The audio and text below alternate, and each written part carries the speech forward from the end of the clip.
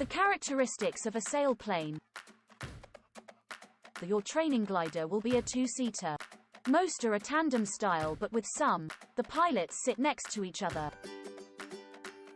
The instructor will sit in the rear seat, giving you a good clear forward view from the front seat. There are two sets of instruments and two sets of controls, one for you and the other set for your instructor. The canopy is expensive and fragile, so you will need to take care when opening and closing it. Let's take a look around it.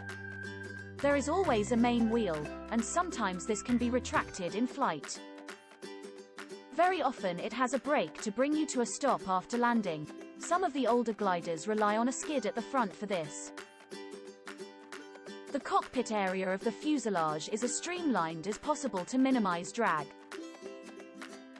A glider that is cleaned and polished will always fly more efficiently than a dirty one. The main wings can easily be removed for storage or transport, and we always check to ensure they are assembled correctly before flight. The wings can be made of wood and fabric, metal, or a composite material. It depends on the glider type. We should never push on the trailing edge. It can be quite fragile and easily damaged. The leading edge is stronger. The ailerons on the wings are connected to the stick and allow us to roll or bank the glider in flight. When one moves up, the other moves down and vice versa. This is called roll around the longitudinal axis. The air brakes come out of the wings and increase the drag. These are used on the approach to land. They adjust the rate of descent. The fuselage may be made of wood, tubular steel with a fabric covering, or of metal. The tailplane can be removed for storage or transport. It is easily damaged by poor ground handling. You should never lift the glider by the tailplane. Tailplanes can be mounted on the top of the fin, midway down, or at the base. Later composite sailplanes have stronger fins and can have the slightly more efficient T-tail. Attached to the tailplane is the elevator. The elevator is connected to the stick and is used to raise or lower the nose in flight. This is called pitch around the lateral axis.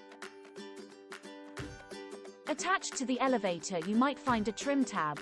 When you do, it is called an aerodynamic trim, and is used to make life easier for the pilot by removing unnecessary stick loads.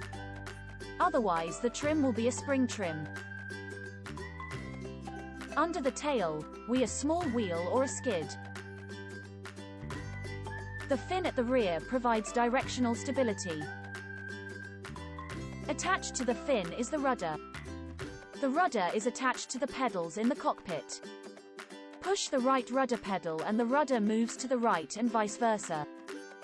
The rudder yaws the glider around its normal, or vertical, axis. In front of the fin you will often find a Brunswick tube.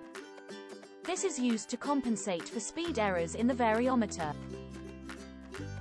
At the nose you will normally find the pitot. This directs air into the airspeed indicator. Thank you for watching. Why not join us at glidingacademy.com?